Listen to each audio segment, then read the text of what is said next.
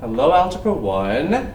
I hope you guys are having a fantastic Thursday. I've missed seeing you all. I actually just graded all of your quiz, and y'all did a nice job finding those perimeters, using PEMDAS, evaluating those expressions, so great job. During third period, you will be doing corrections for these quizzes.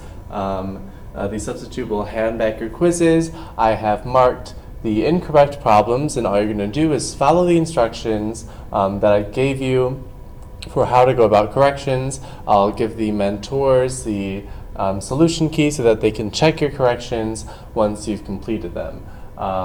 Mentees, please try to use your mentors as little as possible so you can get the most amount of learning. All right, so we do have notes today.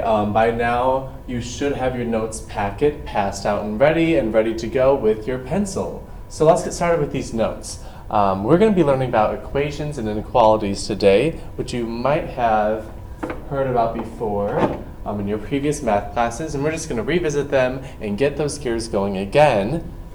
All right, so equations and inequalities. An equation is a statement formed by placing an equal sign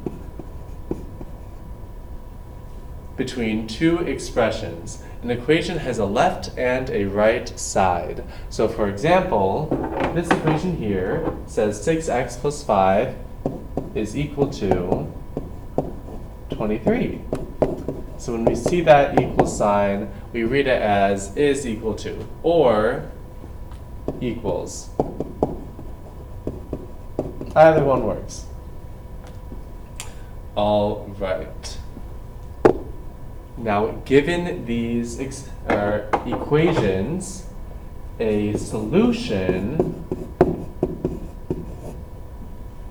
is a number that, when substituted for the variable in an equation or an inequality, results in a true statement. So oftentimes we hear about, solve for x. That's typically what we hear about when we think about math class. So this is really find the solution, find the number that when you put it in place of x, when you substitute it in, when you evaluate that statement, you get a true sentence. We're going to see some examples of this right now. So with these examples, example 1, check possible solutions. Check to see if the given value of the variable is a solution or is not a solution of the equation. Show all of your work to verify your results. So in part A, we are given 6x plus 5 is equal to 23 when x is equal to 4. So we want to see, is x equal to 4 a solution? To do this, just like we set up here, when we substitute the variable in for x, if we get a true statement, it will be a solution. If we get a false statement, it will be not a solution. And let's do this right now. So when we substitute in 4 for x, remember that when we replace that x with 4, we are doing multiplication by that. This is called a coefficient, by that number there. So it's going to be 6 times 4, not 64. I'm going to finish writing the rest of that equation after I plugged in 4 for x. So we get 6 times 4 plus 5 is equal to 23. Is this a true sentence? Because I don't know if it's a true sentence or not, I'm putting a little question mark above that equal sign, because we don't really know if the left side is going to equal 23 or not yet. So let's find that out. Let's see, 6 times 4 is 24 plus 5 equals question mark? Is that equal to 23? 24 plus 5 is 29. So our left side is equal to 29 and our right side is 23. This is not a true statement. 29 is not equal to 23. So that means when we plugged in 4, we did not get a true statement. We got a false statement. So that means that no, x equals to,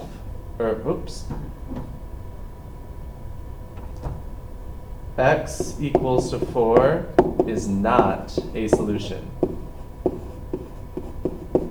that's what we're going to write as our answer. Okay, so in part A, this was not a solution. Part B, let's see. A squared plus 2 is equal to 27 when A is equal to 5. So we're given this value. We want to see, is A equal to 5? Is this a solution or is this not a solution of this equation? So to find out, let's plug in 5 for A, substitute that in, just like we have a substitute in for Mr. Smith today. Funny how that worked out. All right, so when we plug 5 in for A, we get 5 squared plus 2 equals 27. And we don't know if that's equal yet, so we're going to keep that question mark right above the equal sign until we figure it out. 5 squared, since order of operations, exponents comes before addition, is 25 plus 2. Is that equal to 27? Yeah, 25 plus 2 is equal to 27. So I'm going to put a check mark, because that makes sense. That's a true statement. And we're going to write A equals 5 is a solution to this equation. Now, if you're like me, I like to box my answers. That way, whoever's grading it knows exactly where my final answer is, and they can just go straight to that box to see what my answer was. All right. So, finding all the solutions of an equation is called solving the equation. Sometimes there's actually going to be more than one solution, or there might be no solutions. We'll get to that, but for now, let's look at solving some simple equations using mental math. So get your thinking caps fastened tightly. This is all mentals. Put those calculators away and try this out just in your head. So flip your page. All right, I want you to take about 1 minute to complete A, B, C, and D. Find out the numbers that you would put into these equations in order to make a true statement. So, substitute, please pause this video for 1 minute and then let the students work, and when it looks like they are ready, unpause it to reveal these solutions. Okay, I'm going to review these, at least the first two, in depth, and then I'll do C and D a bit quicker, but just so we understand A and B for sure. This first statement, x plus 3 is equal to 11, is asking, what number can we add to 3 to get to 11? That should be 8. X should equal 8. If we want to check our work here, if we did that mental math and we're like, I'm not so sure about this, let's plug in 8 to our equation and see if we get that true statement. And we do. Awesome. So x is equal to 8 is the answer to that first question. Here, so we have 2 is equal to 6 minus some number. So 6 minus what number gives us 2? X should be 4 in this case. Let's check it. When we plug in 4 into that equation, do we get 2 on the right-hand side? Yes, we do. Awesome. While we're at it, I will just review C and D. Woo! My pen, dropped it. Okay, we're back. 2 times what number gives us 14? In this case, our number should be 7. Note that I wrote y is equal to 7, not x is equal to 7, because in the original equation we have a y. We can check this if we want. We don't have to check it every single time. If you feel confident, that's fine, but it's always nice to know for sure, especially if we're taking a quiz or test and we want to be accurate. And that last one should be x is equal to 20, because 20 divided by 4 gives us 5. All right, so each of these equations has one solution. Let's start to get more creative now. Example 3, on your own, create an equation where x is equal to 10 is a solution. All right, what we're going to do here is mentees take about 1 minute to come up with an equation where x is equal to 10 is a solution. You can look at these top equations for reference if you need some inspiration. If you're feeling like it, you can make this as complicated or as simple as an equation as possible. I want you to find wherever is your edge, wherever you think that you feel kind of comfortable, but it's still pushing you to learn and grow a little bit, you know? Find that edge. We call that the zone of proximal development in education terms. That's basically where you're not totally in the blue and don't understand anything, but you're also not totally comfortable and get it, 100%, where you're really pushing yourself a little bit. So, take 1 minute, mentees, develop an equation where x is equal to 10 is a solution. Mentors, after a minute is done, check over these equations, and I will see you soon. So please pause this video for 1 minute. All right, and we are back. If I was actually here, we would start sharing out each other's equations. We would start comparing them. It's a little bit hard to facilitate when I'm not there, so we're not going to do that, unfortunately.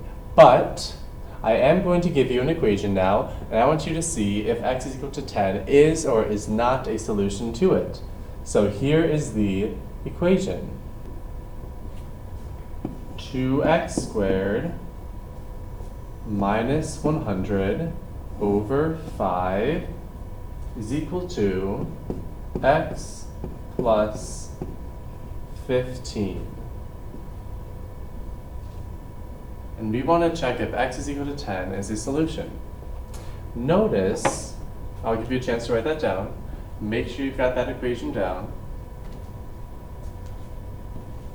Once you've got it down, notice how this equation is different than the ones in A, B, C, and D.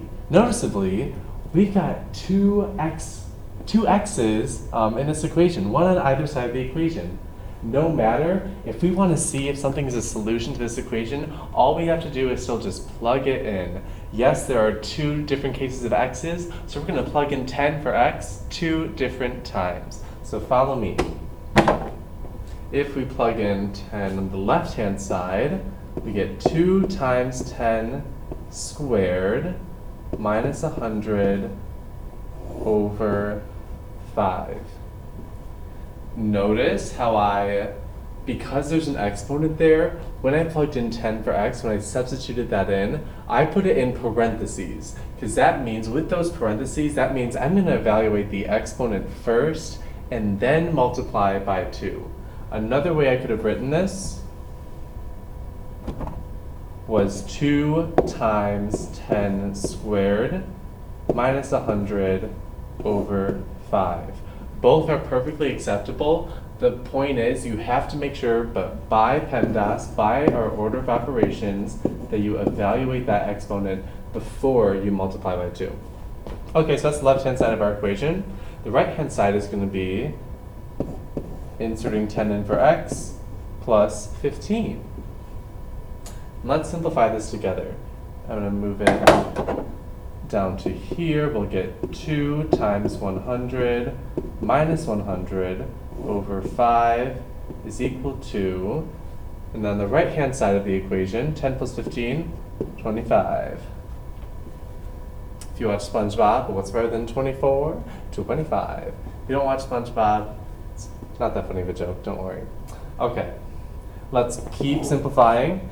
So 2 times 100 minus 100, our next order of operations to do there is multiplication. So we've got 200 minus 100 over 5 equals 25. 200 minus 100 is 100 divided by 5 equals 25. And we get 25 equals, oh, nope.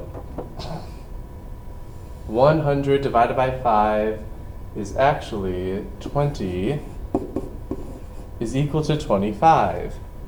But 20 isn't equal to 25. So this is a false statement, which means that x is equal to 10 is not a solution. Okay.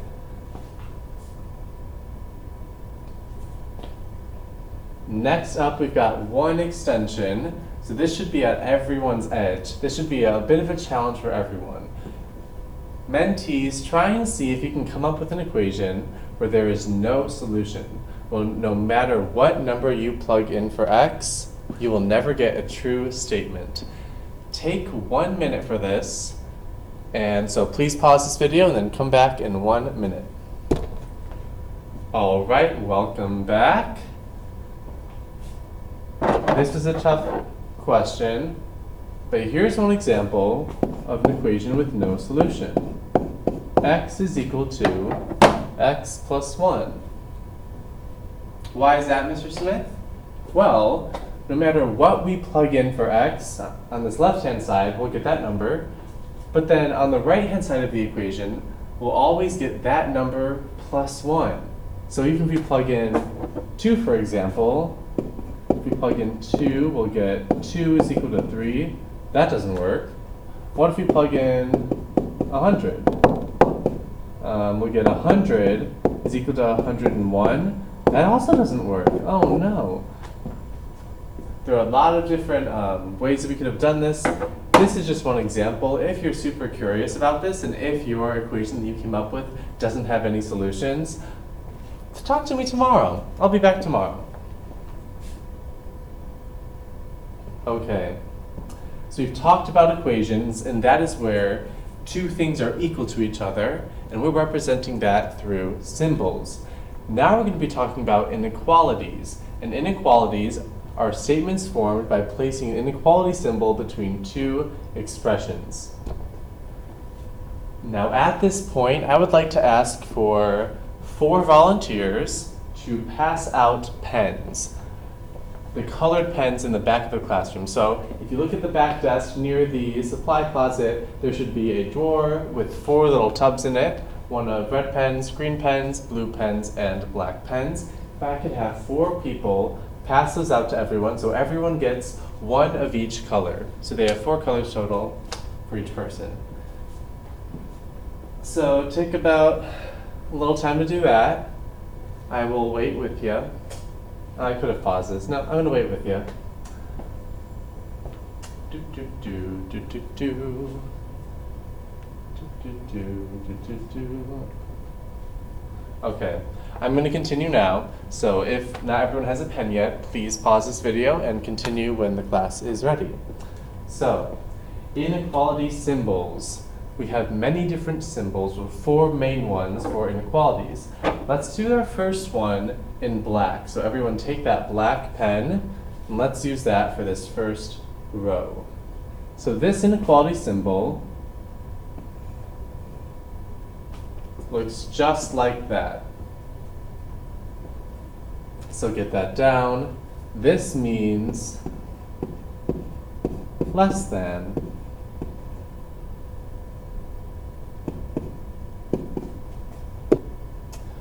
So, for example, 2 is less than 100.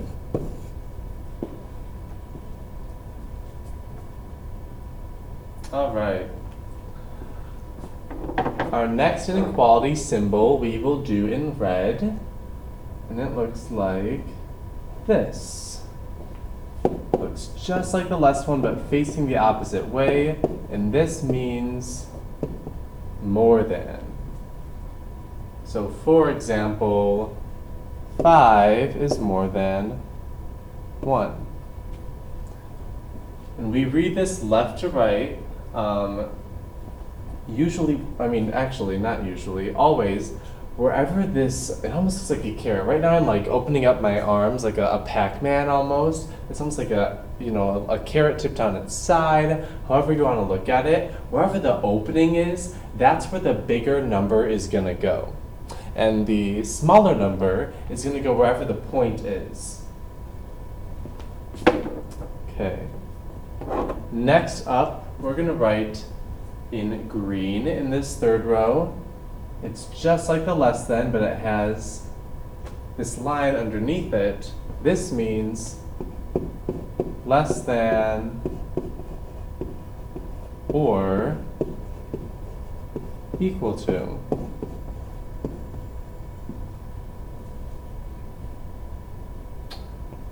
For example, we could have x is less than or equal to 2. And that's how we read that statement. That basically means that x can be any number less than 2, or x can be 2 itself. So x could be 1, that's a solution. X could be 0. X could be negative 1 billion. X could be 1.9999999, and x could equal 2. Those are all solutions to this inequality. Finally, we have greater than or equal to.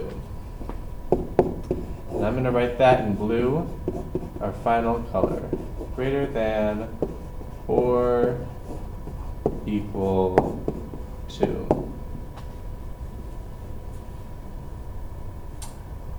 One example of this is 99 is greater than or equal to 90. Second example is 99 is also greater than or equal to 99. Both of these work. Because it's a or equal to, it also includes that value itself. After we finish our notes today, you will get a chart. I can't show you what it looks like because I am not here, but you will be passed out a chart that's stated or called inequality vocabulary. And what you're going to do is shade every single box. I give you a bunch of words in English like no more than, at least, younger, maximum, minimum, at most, and such. And you're going to use these 4 colors, black, red, green, and blue, and shade in every box depending on which inequality symbol each of those words matches with. So for example, less than, you would shade in with a gray or a black because it matches up with the less than symbol. We'll pass those out after we finish our notes, and that should probably take you to the end of class today. Before we get to that, let's continue to the next page. Example 4. Check solutions of inequalities. Match each example with its corresponding inequality. Let's start with this first line. So I'm going to give you a sentence on the left-hand side, and on the right-hand side are a bunch of inequalities written through symbols. And we're just going to match whichever sentence matches up with every single inequality. So the first one, Mr. Smith's height is less than LeBron James's height. Look around, look around. I wonder which one in the right column this is. I think it's going to be 6'1" is less than 6'8". I mean, part of it's given away because of the 6'1" and 6'8" compared to the other numbers. But yeah, Mr. Smith is 6'1", LeBron James is 6'8". LeBron James is 7 inches taller than Mr. Smith. Okay. The speed limit on Vernier Road is 35 miles per hour.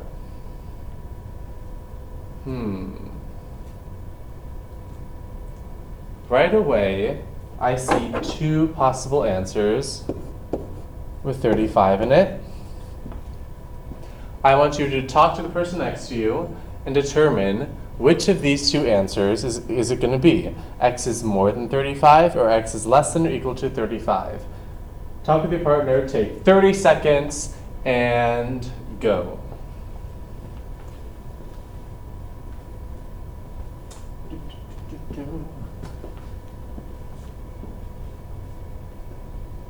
$15 more seconds.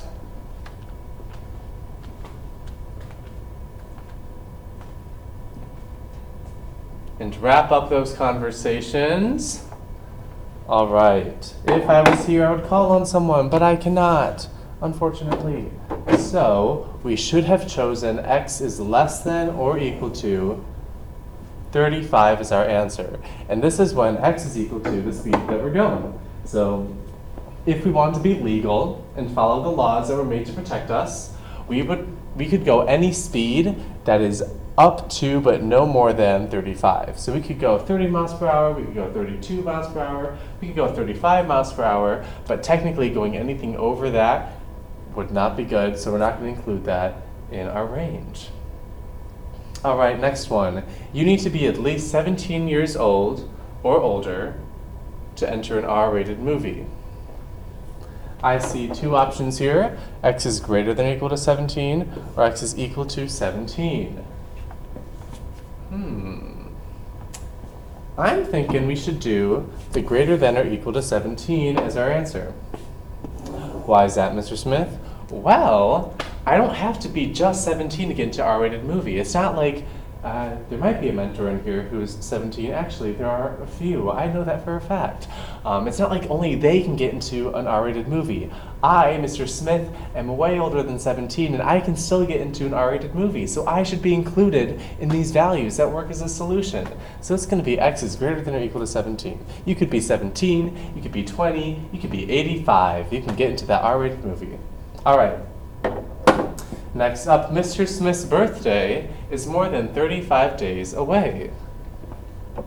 We've narrowed down our options, and this one should be a bit more self-explanatory. X is greater than 35, where x is the number of days away until Mr. Smith's birthday. Last but not least, mentor. And right in here, you can write Emily. This is Emily from third hour, who sits at one of the front desks, is 17 years old. That's going to go to x is equal to 17. You could have used process of elimination, but this answer makes sense because she's 17. She's not more than 17. She's not less than 17. She is 17 years old right now. Okay. What I want you to do now is example 5. Check solutions of inequalities. So check to see if the value of n is a solution or not a solution of the inequality. Example A, n squared is greater than or equal to 16, when n is equal to 8. What I want you to do now is pause this video. Once you unpause it, I will reveal my solutions, and we will check from there. So try example A on your own. Once everyone is finished, please unpause this video. All right, unpausing now. Here is my work. I plugged in 8 for n, I squared 8, and I got 64. And hey, 64 is greater than or equal to 16 by a long shot, so n is equal to 8 is a solution to this inequality. Part B, let's do this one together. 3 plus 5 is less than 8. So that's what we get when we substitute 3 in. So we get x, or 8, is less than 8. Is this a solution or not a solution? Well, since we don't have the equal sign here, the less than or equal sign, we just have 8 is less than 8. This is an untrue statement. 8 is not less than 8. 8 is actually equal to 8. So this is not a solution.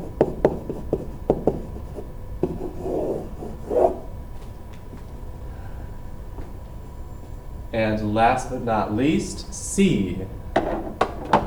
Let's plug in 4 for n and see if we get a true statement. So 3 times 4 minus 4 is less than or equal to 8. Order of operations tells us to do the 3 minus 4 first. 12 minus 4 is less than or equal to 8. And we get 8 is less than or equal to 8. So unlike our previous example, now we have this or equal to sign. 8 is less than or equal to 8. So this is a solution.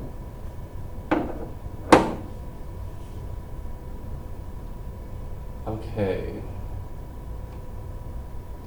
At this time, let's see. This video has gone on for 30 minutes, so y'all should have about 15-20 minutes left in class.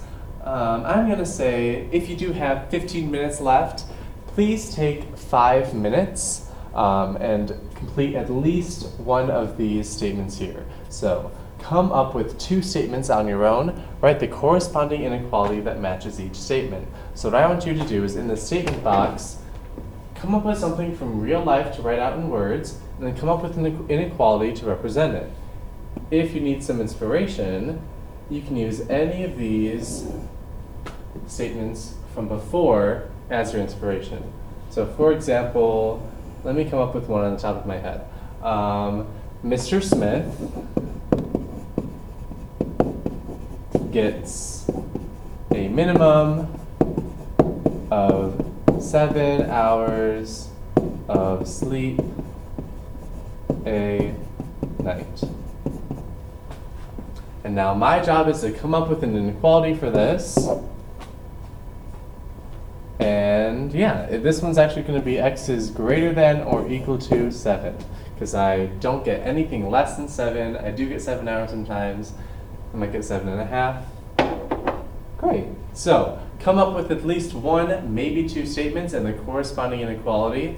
If you finish early, cover up that inequality with your hand and show the statements to your neighbor. Have your neighbor guess what the inequality would be. Mentors, make sure you're holding your mentees accountable on this one. Make sure that they are doing this with their elbow partners. So they're going to cover up the inequality with their hand, show the statement to their elbow partner, and the elbow partner has to guess what the inequality would be in symbols. Once you have finished that, if time permits, please hand out the coloring sheets for the inequality signs. If time does not permit, then you can push that to after the break.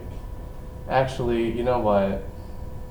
If this has already taken 32 minutes, yeah, push that to after the break. Just focus on these 2, play the game, guess, have fun. Okay, sorry for that confusion there, folks. Great. That is it for me, or from me for now. After the break, you will do the coloring activity using your notes, and then you will work on your quiz corrections. If you finish your quiz corrections early, you might have like 10 minutes left over in class. Please work quietly or silently on other classes' homework. I am excited to see you all again tomorrow. Yes, see you all then.